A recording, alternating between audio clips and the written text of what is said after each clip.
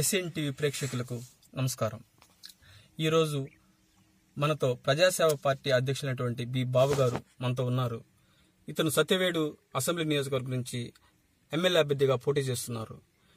ఇతని కాడి నుంచి మనం ఈరోజు ఈ యొక్క పార్టీ లక్ష్యాలు ఎలా ఎదుర్కొంటాడు సమస్యల మీద మనం చర్చిస్తాం. బాబు గారు నమస్కారం. నమస్కారం సార్. బాబు గారు చెప్పండి, ఇప్పుడు మీకు ఎందుకు రాజకీయాల్లో ఇలా పార్టీ స్థాపించారు? మీ యొక్క ఎయిమ్స్ ఏంటి? అనూహ్యంగా మీరు ఎందుకు తెరపైకి ఇక్కడ ఎమ్మెల్యే పోటీలో వచ్చారని అనుకుంటున్నారు జనాలు? అసలు ఏంటి మీ లక్ష్యం ఏంటి? మీ గోల్ ఏంటి? దీని మీద మీకున్నటువంటి విధి విధానాలు ఏంటి? సార్, ఈరోజు చూసుకుంటా ఉంటే సత్యవేడు నియోజకవర్గం ఒక వెనుకబడినటువంటి నియోజకవర్గం, రిజర్వ్డ్ కాన్స్టిట్యున్సీ. ఈరోజు సత్యవేడు నియోజకవర్గంలో అందరూ కాంగ్రెస్ కావచ్చు, టీడీపీ కావచ్చు, అదేవిధంగా వీళ్ళందరూ కూడా దాదాపు 1947వ సంవత్సరం నుంచి స్వాతంత్రం వచ్చినప్పటి నుంచి పరిపాలిస్తూనే ఉన్నారు. ఈరోజు ఎంత పరిపాలించినప్పటికీ కూడా, ఎన్ని ప్రభుత్వాలు వచ్చినప్పటికీ కూడా, అన్ని ప్రభుత్వాలు కూడా సత్యవేడు నియోజకవర్గాన్ని మోసం చేస్తూ ఎక్కున్నటువంటి వారిని అమాయకులుగా చేస్తూ నడిపిస్తున్నారు తప్ప సత్యవేడు కాన్స్టిట్యున్సీ అభివృద్ధి కోసం, సత్యవేడులో పుట్టినటువంటి బిడ్డల యొక్క అభివృద్ధి కోసం, గ్రామీణ అభివృద్ధి కోసం, పట్టణాభివృద్ధి కోసం ఏ ఒక్కరు కూడా కృషి చేయకుండా పోవడం చాలా బాధాకరం. ఇవన్నీ చూసే కడుపు మండి ఈరోజు సత్యవేడు నియోజకవర్గం నుంచి ఒక నూతనమైనటువంటి పార్టీని, నేను ప్రజాసేవ పార్టీని స్థాపించవలసి వచ్చింది. కాబట్టి ఈరోజు నాకు ఆ పార్టీలో నాకు సింబల్ రావడం లేట్ అవడం వల్ల ఈరోజు స్వతంత్ర అభ్యర్థిగా నేను పోటీలోకి ముందుకు వెళ్తున్నాను. ఇప్పుడు యాక్చువల్గా ఇంత షార్ట్ టర్మ్ లో బలమైన పార్టీలు అటువంటి వైసీపీ కావచ్చు, అదేవిధంగా టీడీపీ కావచ్చు, ఈ పార్టీలు మీరు ఎలా ఎదుర్కొని ఈ ఎలక్షన్ లో, ఇప్పుడు జరగబోయే ఎలక్షన్ లో, ఈ సార్వత్రిక ఎన్నికల్లో మీరు ఎలా విజయం సాధించగలరని మీరు అనుకుంటున్నారు? బలమైన పార్టీ అనేది రాష్ట్ర స్థాయిలో, బలమైన పార్టీ అంటే డబ్బున్నటువంటి పార్టీలని, లేకపోతే ప్రజల మధ్య సేవ చేసినటువంటి పార్టీలనా అనేది నాకు అర్థం కావలేదు. కానీ బలమైన పార్టీలు అనేది నాకు బలమైన పార్టీలు కాదు, నాకు బలమైన పార్టీలుగా కనిపించట్లేదు. ఎందుకనంటే ఈరోజు సత్యవేడు నియోజకవర్గ అభివృద్ధి, ప్రజలు అభివృద్ధికి నోచుకోకుండా పోవడం వల్ల సత్యవేడు నియోజకవర్గంలో ఉన్నటువంటి సత్యవేడు మండలం, నాగలాపురం, పిచ్చట్టూరు, నారాయణవనం, కేవీపురం, బుచ్చినాయుడి కండిగ, వరదయ్యపాలెం వంటి ఈ 7 మండలాల్లో కూడా నేను పర్యటించినాను. నేను ప్రచారానికి వెళ్తున్న సమయంలో కూడా వీళ్ళపైన ఉన్నటువంటి ఇరు వర్గాల పైన, ఇద్దరు క్యాండిడేట్ల పైన కూడా అనేకమైనటువంటి వాళ్ళకి ఇబ్బందికరాలు ఉన్నాయి. ఎందుకంటే ఎవరు కూడా సహాయం చేయనటువంటి పరిస్థితి. ఆల్రెడీ టీడీపీ మొన్నటి వరకు టీడీపీ అభ్యర్థి బరిలో ఉన్నాడు, ఎమ్మెల్యేగా పరిపాలన చేస్తూ ఉన్నారు. ఆయన కూడా ఇంతవరకు అతను చేసినటువంటి పనుల వల్ల ఇక్కడ ఎలాంటి అభివృద్ధికి నోచుకోకుండా పోవడం వల్ల మళ్ళీ తిరిగి వేరే అభ్యర్థికి టీడీపీలో ఇవ్వడం జరిగింది. ఆయన కూడా బలమైన అభ్యర్థి ఏమి కాదు. ఆ బలమైన అభ్యర్థి అంటే ఎవరైతే ప్రజల మధ్యలో ఉంటారో, ప్రజలకి ఎవరైతే సేవ చేస్తారో, ప్రజల పక్షాన్ని ఎవరైతే నిలబడి పోరాటం చేస్తారో వాళ్లే నాకు బలమైన అభ్యర్థిగా కనిపిస్తారు తప్ప వీళ్ళంతా వచ్చి రాజకీయ లబ్ధి కోసం, ఓట్ల కోసం, సీట్ల కోసం, ఈరోజు పదవుల కోసం వచ్చేటటువంటి వాళ్ళు ఈరోజు ప్రజలకు ఎలాంటి సేవ చేయనటువంటి వాళ్ళు. ప్రజల మధ్య ఉండడం అంటే, మధ్యలో చిన్న డిస్టర్బెన్స్, ప్రజల మధ్య ఉండడం అంటే ఆదిమూలం గత 9 సంవత్సరాలుగా ప్రజలతో ఉన్నారు. సో ఆయన నేనే గెలుస్తాను, ఖచ్చితంగా నేనే గెలిచి తీరుతాను, నేను 9 సంవత్సరాలుగా ప్రజలతో ఉన్నాను, సో నేను గెలిచి తీరుతాను, ఎందుకంటే నా వాళ్ళ సమస్యలు నాకు తెలుసు, నేను తీరుస్తానని చెప్పి ఆయన వాగ్దానాలు చేస్తున్నారు. మీరు దీన్ని ఎలా ఎదుర్కొంటారు? సార్, ఇప్పుడు ఆదిత్య గారు దాదాపు టీడీపీ ప్రభుత్వం ఉన్నప్పుడు ఆదిత్య గారు దాదాపు ఎన్నో సమస్యలు చేయడం జరిగింది. ప్రజలకు ఎలాంటి అభివృద్ధికి అంటే నిరుద్యోగ సమస్యలు కావచ్చు, గ్రామీణాభివృద్ధి కావచ్చు, పట్టణాభివృద్ధి కావచ్చు, తర్వాత ఆఫీసుల యొక్క డెవలప్మెంట్స్ కావచ్చు, స్కూల్స్ డెవలప్మెంట్స్ కావచ్చు, ఈ అన్ని విషయాలు కూడా తీసుకుంటే కూడా ఆయన విఫలమైనటువంటి విషయం వాస్తవం. దీన్ని ప్రజల్లోకి ఎండగట్టలేనటువంటి పరిస్థితి, ఆదిమం ధీటుగా కూర్చొని దాన్ని పోరాటం చేయలేనటువంటి పరిస్థితి. అక్కడ కూర్చుంటే ఏదైనా కూడా సరే ఒక ఉద్యమం వల్ల సాధ్యం కానదంటూ ఏది లేదు సార్. ఈరోజు ఎంతో మంది పిల్లలకి ఉపాధి అవకాశాలు లేవు. దాదాపు నా వరకు తీసుకుంటే నేను ఎన్నో పోరాటాలు చేశాను, ప్రజల కోసం కష్టపడ్డాను, జైలు అనుభవించాను. ఇదే సత్యవేడు నియోజకవర్గం బిడ్డలకి దాదాపు 1000 మందికి నేను సెజ్ పరిధిలో ఉద్యోగాలు ఇచ్చే విషయంలో కూడా నేను ఒక ముఖ్య కారకునయ్యాను. సెజ్ అంటే ఒక విషయం గుర్తొస్తుంది. సెజ్ మీద మీరు యాక్చువల్ గా వ్యతిరేక వాళ్ళకి మీకున్న టగ్స్ వల్ల కావచ్చు, వాళ్ళకి మీకున్నటువంటి విభేదాల వల్ల కావచ్చు మీరు పార్టీ పెట్టారని ఇలా అని కొంత ఒక ఊహాగానం ఉంది. ఈ ఊహాగానం నిజమేనా సార్? ఒక రకంగా తీసుకుంటే నేనైతే సెజ్ అనేటటువంటిది ఒక ఉండడం వల్ల ఒక ప్రాంత అభివృద్ధికి అది దోహదపడుతుంది. దానిపైన నేను ఏం కామెంట్ చేయడం తెలుసుకోలేదు. కానీ నేను అక్కడ ఉన్నటువంటి చిన్న చిన్న లోటుపాట్లు, దాదాపు మన ఉన్నటువంటి లోకల్ ఉన్నటువంటి వారందరికీ కూడా ఒక స్థిరమైనటువంటి కంపెనీ ఉద్యోగాలు లభించాలి, లోకల్లో ఉన్నటువంటి వారందరూ కూడా అభివృద్ధి పొందాలి, భూములు ఇచ్చినటువంటి వారందరికీ కూడా సహాయంగా సెజ్ పరిధిలో ఉన్నటువంటి వారందరికీ కూడా న్యాయం జరగాలి. కాబట్టి దానిపైన నేను దీర్ఘమైనటువంటి పోరాటం చేస్తూ చాలా కష్టాలు కూడా అనుభవించాను. దీనిపైన నాకు క్షుణ్ణంగా తెలుసు. దీంతో పాటు ఉన్నటువంటి మండలంలోనే కాకుండా నియోజకవర్గంలో ఉన్నటువంటి ప్రతి బిడ్డ కూడా ఒక బలమైనటువంటి ఆర్థికంగాను ఎకనామిక్ గాను డెవలప్ అవ్వాలన్నది నా యొక్క కోరిక. తప్పనిసరిగా వాళ్ళకి డెవలప్ అవ్వాలంటే వారికి ఒక మంచి ఉద్యోగాలు కావాలి. ఆ ఉద్యోగాలంటే కాంట్రాక్ట్ బేసిక్ కాకుండా ఒక స్థిరమైనటువంటి కంపెనీ ఉద్యోగాలు కావాలి. అది నేను ఎమ్మెల్యే అయితే మాత్రమే అది సాధ్యమవుతుంది. ఖచ్చితంగా నేను ప్రజల కోసం పోరాటం చేస్తాను. ఖచ్చితంగా నేను ఎమ్మెల్యేగా గెలుస్తాను. ఖచ్చితంగా ప్రజలందరూ కూడా నా పైన విశ్వాసం వ్యక్తం చేస్తున్నారు. ఖచ్చితంగా ఈ పార్టీ ఆ పార్టీ అనేది కాదు, ఇద్దరిని అవాయిడ్ చేయడం జరుగుతూ ఉంది. నేను ప్రజల్లోకి పోయినప్పుడు భయంకరమైనటువంటి స్పందన, నా పైన ఉన్నటువంటి విశ్వాసం చూపిస్తూ ఉండడం, నేను నిజంగా ఈ యొక్క సత్యవేడ్ నియోజకవర్గ ప్రజలందరికీ కూడా నేను కృతజ్ఞతలు తెలియజేసుకుంటున్నాను. సార్, ఇక్కడ చెప్పండి బాబు గారు, ఇక్కడ సత్యవేడ్ నియోజకవర్గంలో ఎక్కువగా ఎస్సీలు, ఎస్టీలు, అదేవిధంగా బడుగు బలహీన వర్గాలు ఎక్కువగా ఉన్నారు.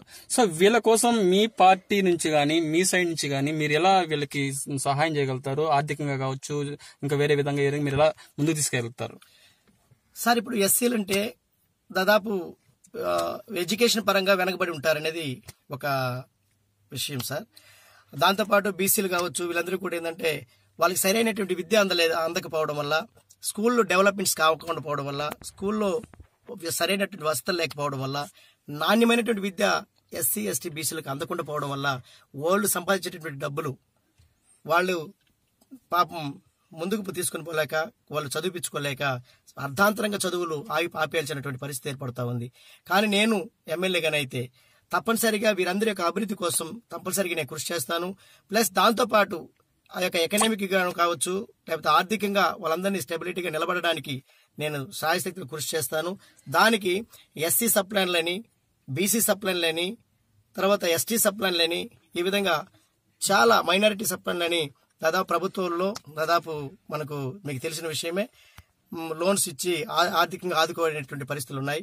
దీనందరూ కూడా ఏంటంటే టీడీపీ కావచ్చు, వైఎస్ఆర్సీపీ కావచ్చు, వాళ్ళ లీడర్లకు మాత్రమే ఇచ్చి దాన్ని కొంతమందికి మాత్రమే ఇచ్చి దాన్ని క్లోజ్ చేస్తున్నారే గానీ నిజంగా అందరికీ నిజమైనటువంటి పేదవాడికి అందకుండా వారికి సపోర్ట్ నిలవకుండా పోవడం దురదృష్టకరం. తప్పనిసరిగా నేను వస్తే మాత్రం ప్రతి ఎస్సీ ఎస్టీ బీసీలందరికీ కూడా పెద్దపీట వేసేటటువంటి విషయంలో, ఆర్థికంగా బలపడేటటువంటి విషయంలో తప్పనిసరిగా నేను కృషి చేస్తానని. ఇంకో విషయం చెప్పండి, టీడీపీ నుంచి పోటీ చేస్తున్న బరిలో ఉన్నటువంటి జడ్డా రాజశేఖర్ గారు నేను ఖచ్చితంగా బంపర్ మెజార్టీతో గెలుస్తాను అని చెప్పి ఒక వేని తీసుకెళ్తా ఉన్నాడు. దీన్ని మీరు ఎలా ఎదుర్కోగలుగుతారు? సార్, చంద్రగిరి నుంచి వచ్చినటువంటి జడ్డా రాజశేఖర్ గారు నేను ఖచ్చితంగా గెలుస్తానన్నప్పుడు ఒక స్థానికుడిగా నేనుండి అనేక పోరాటాలు చేసి ప్రజల పక్షాన నిలబడి ఖచ్చితంగా ప్రజల కోసమే నేను ముందుకు పోతున్నటువంటి పరిస్థితుల్లో నేనే గెలుస్తానని నేను చెప్తున్నాను. వాళ్ళు గెలుస్తాను, ప్రతి అభ్యర్థి కూడా నేను గెలుస్తాను విశ్వాసం వ్యక్తం చేస్తారు. దాంట్లో ఎలాంటి డోకా లేదు. కానీ నా సైడ్ నుంచి చెప్పుకుంటే తప్పనిసరిగా 100%గా ప్రజాసేవ పార్టీ తరపున ప్లస్ ఒక స్వతంత్ర అభ్యర్థిగా పోటీ చేసినటువంటి బాబు అఖండ మెజారిటీతో ఈ ప్రజలను ఆశీర్వదిస్తారని నేను భావిస్తున్నాను. సార్, నుంచి పోటీ చేస్తున్నారు, ప్రజాసేవ పార్టీ అధ్యక్షులు మీరు, మీ గుర్తు సిలిండర్ అని చెప్పి మనకు తెలుస్తోంది. సో ఈ సందర్భంగా ప్రధాన ప్రత్యర్థులైనటువంటి టీడీపీ కావచ్చు, అదేవిధంగా వైసీపీ కావచ్చు, వీళ్ళకి బలమైన క్యాడర్ ఉంది, ఇక్కడ ఆర్థికంగానూ పట్టుంది. సో ఈ సందర్భంగా మీరు మీ ప్రజాసేవ పార్టీని ఎలా ముందుకు తీసుకెళ్తారని మీరు అనుకుంటున్నారు? సార్, బలమైనటువంటి అభ్యర్థులు అన్నప్పుడు నాకు ఒక చిన్న విషయం గుర్తుకొస్తుంది. సార్, ఎంత పెద్ద అభ్యర్థి అయినా సరే ప్రజల యొక్క తీర్పుకి తలవంచాల్సిందే. తప్పనిసరిగా ప్రతి ఒక్క ఆడబిడ్డ కూడా వాళ్ళు ముందు పోయి ఉపయోగించుకునేటువంటి ఫస్ట్ విషయం గ్యాస్ సిలిండర్. భగవంతుడు నాకు ఇచ్చినటువంటి గుర్తు కూడా ఏంటంటే గ్యాస్ సిలిండర్.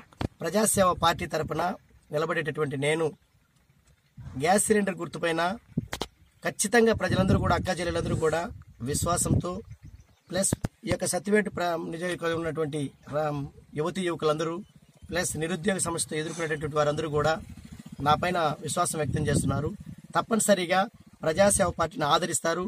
గ్యాస్ సిలిండర్ పైన వారి యొక్క అమూల్యమైనటువంటి ముద్రించి నన్ను అఖండ మెజారిటీతో గెలిపిస్తారని నేను మనస్ఫూర్తి కోరుకుంటున్నాను. చెప్పండి బాబు గారు, ప్రజాసేవ పార్టీ స్థాపించారు, మీరు అధ్యక్షులుగా ఉన్నారు, అంతా బాగానే ఉంది. కానీ ఈ షార్ట్ టర్మ్ లో, ఈ తక్కువ సమయంలో మీరు చాలా మందికి, ఐ థింక్ మాకున్నటువంటి నాలెడ్జ్ ప్రకారం చాలా మందికి తెలియట్లేదు.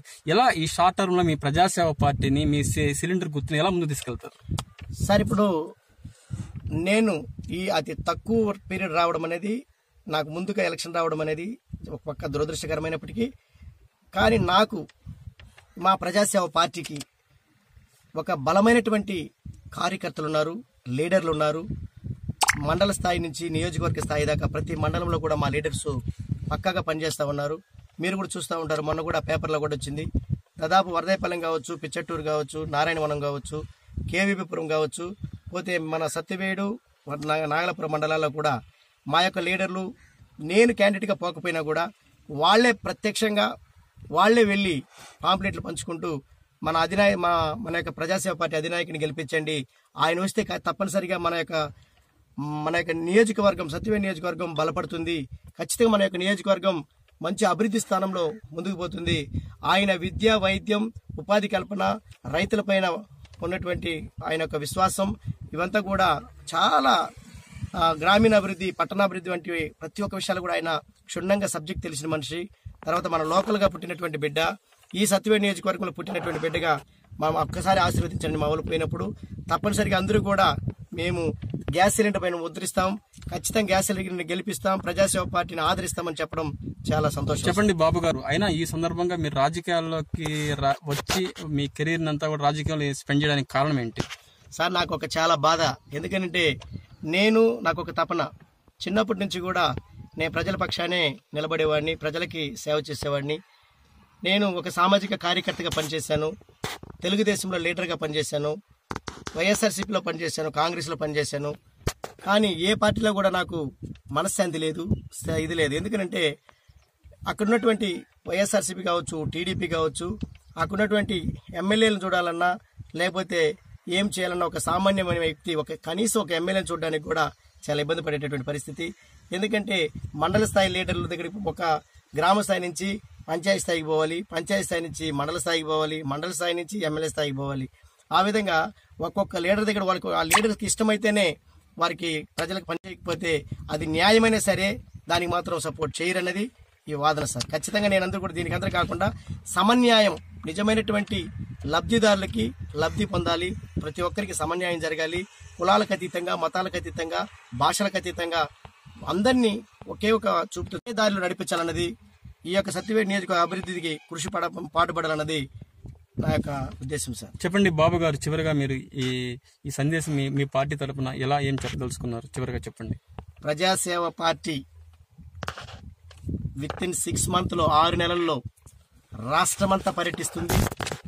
రాష్ట్రమంతా కూడా ప్రజాసేవ పార్టీ బలపడుతుంది. 2024కి రాష్ట్రమంతా పోటీ చేస్తుంది. ఇప్పుడు సత్యవేడు నియోజకవర్గ ప్రజలందరూ నాకు గ్యాస్ సిలిండర్ పైన ఓటేసి గెలిపిస్తే సత్యవేడు నియోజకవర్గంలో పుట్టినటువంటి బిడ్డగా, ఒక రాష్ట్ర స్థాయి ప్రజాసేవ పార్టీ ఫౌండర్, వ్యవస్థాపకుడిగా తప్పనిసరిగా ఒక కసితో పనిచేసి సత్యవేడు నియోజకవర్గాన్ని ఒక బలమైనటువంటి నియోజకవర్గంగా, ఆర్థికంగాను అన్ని విషయాల్లో కూడా, ఎకనామిక్ గాను అన్ని విషయాల్లో కూడా నేను ధీటుగా తీసుకెళ్తాను. తప్పనిసరి కుప్పం కాదు, అదేవిధంగా పులివెందల కాదు, ప్రతి ఒక్క విషయంలో కూడా నేను ఈ యొక్క సత్యవేడు నియోజకవర్గాన్ని బలమైనటువంటి నియోజకవర్గం తీర్చిదిద్దాన్ని తెలియజేసుకుంటూ, ప్రజలందరికీ కూడా నేను మనస్ఫూర్తిగా గ్యాస్ సిలిండర్ పైన ఓటేసి తప్పనిసరిగా మీ బిడ్డని, మీ సత్యవేడు నియోజకవర్గ బిడ్డని, ఇక్కడ పుట్టినటువంటి నీ అన్నతమ్ముడిని అందరూ కూడా నన్ను ఆశీర్వదించి బలపరుస్తారని, ఈ యొక్క గ్యాస్ సిలిండర్ పైన మీకు అమూల్యమైనటువంటి ఓటుని ముద్రించి అఖండ మెజారిటీతో నన్ను గెలిపించి సత్యవేడు నియోజకవర్గ బిడ్డలందరూ కూడా ఒక బలమైన నాయకులు అనేటువంటి పేరు తెప్పిస్తారని, రాష్ట్రమే కాదు దేశమంతా సత్యవేడు సైని తిరిగి చూసే విధంగా చేస్తారని నేను అందరికీ కూడా మనస్ఫూర్తిగా తెలియజేసుకుంటూ ముగించుకుంటున్నాను.